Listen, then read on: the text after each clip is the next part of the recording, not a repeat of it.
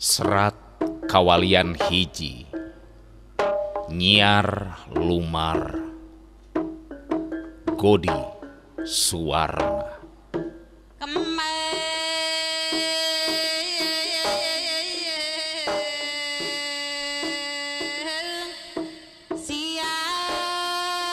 Sada gending ngaweuhan tengahing tabet, mirig tapak lengkah agreng hibar tina batu tulis, aksarana nu marakbak ngenclangkeun bulan tumanggal ngaranggeuy-ranggeuy cahaya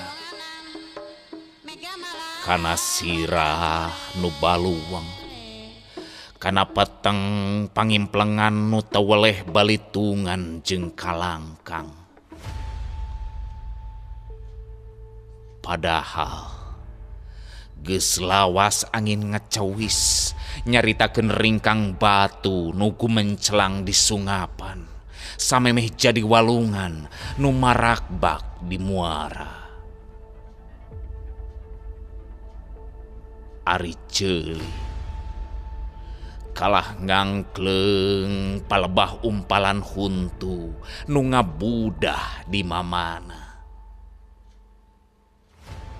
Rerencepan napas leuweung naratas jalan sorangeun ngantelkeun ketug jajantung kana akar jeung areuna.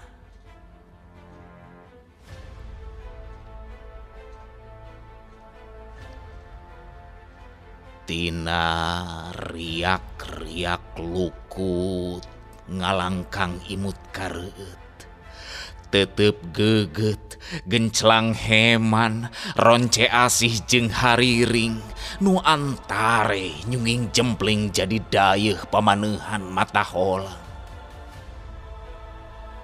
Ngagelenggeng galindeng balebat bengras kasampalan pameuleuman panon poe.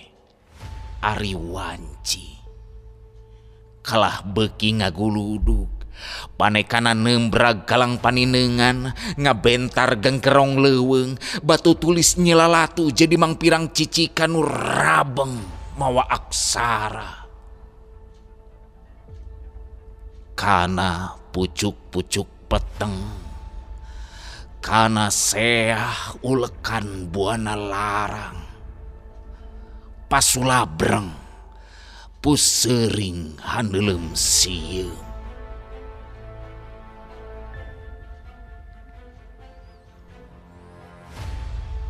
Susur sasar tina lumar kana lumar nyiar talawengkar bulan, tepung jeung papada urang nu kasarung di mamana. Buringas tur paburisat sanggeus akar teng jalemprung tina saban indung suku juru kalbu jeung palipis. Lalampahan sakadar ngumbar kalangkang palebah pirunan zaman atawa natratkeun sirah kana gurat-gurit letah.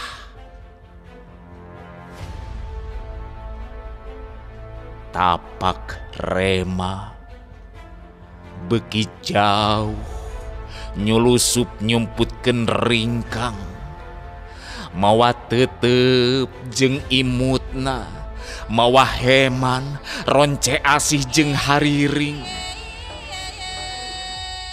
nyumputkeun genclang dangiang ti nagara nu keur mongkleng,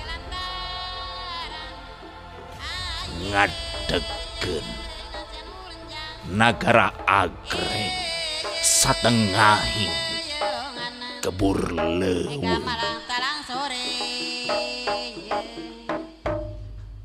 Astana Gede 1888